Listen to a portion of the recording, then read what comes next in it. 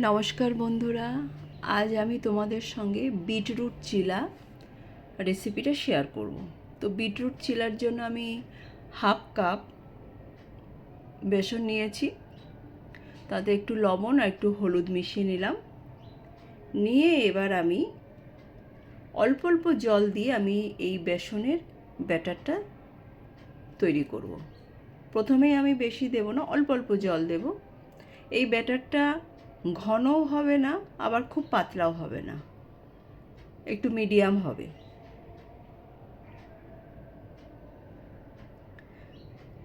মোটামুটি আমার হাফ কাপের মতন জল লেগেছিল। ঠিক ব্যাটারটা এরকম হবে, স্মুথ হবে। আর এই চামচটা ডুবিয়ে দেখবে পিছন দিকটা এরকম একটা কোটিং হয়ে যাবে, তখন বুঝতে হবে যে ব্যাটারটা ঠিক আছে। তারপর আমি কয়েক টুকরো বিট নিলাম। বিট আমি মিক্সিতে কোনো জল না দিয়েই আমি পিষে নিয়েছি।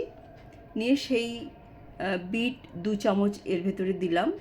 দিয়ে আমি ভালো করে মিশিয়ে নিয়ে আর সঙ্গে আমি 1 চামচ রিফাইন অয়েল দিলাম। দিয়ে আমি 30 মিনিটসের জন্য রেস্টে রেখে দেব।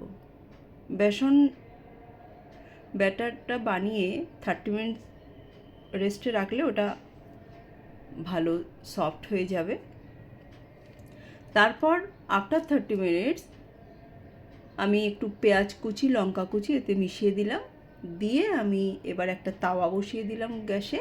তাওয়াটা গরম করে আমি একটু অয়েল ব্রাশ করে নিলাম। নিয়ে এবার 1 চামচ করে আমি এরকমভাবে দিয়ে আমি চিলাটা বানিয়ে নেব।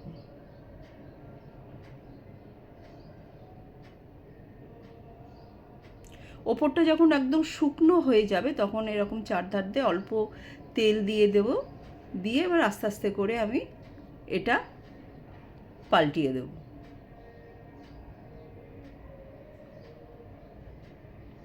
তো এটা আমার হয়ে গেল। আমি আরেকটা দেখাচ্ছি। ওই ব্যাটারটাতে আমি আরেকটু জল দিয়ে একটু পাতলা করেছি। ওটা একটু ঘন ছিল, আর একটু জল দেওয়া যেতে পারে, না দিলেও কোনো প্রবলেম নেই। তবে আমি আরেকটু জল দিয়ে পাতলা করে আমি এরকমভাবে তাওয়াটা ঘুরিয়ে ওটা স্প্রেড করে নিয়েছি। তাতেও আমার কোনো অসুবিধা হয়নি। চারধার আমি এরকমভাবে একটু তেল দিয়ে দিলাম। যখন ওপরটা পুরো শুকিয়ে যাবে তখন আমাকে এটা পাল্টে দিতে হবে। তো হয়ে গেল আজ আমার বিটরুট চিলা। একটু আচার দিয়ে এটা খেলাম, বেশ ভালোই লাগলো।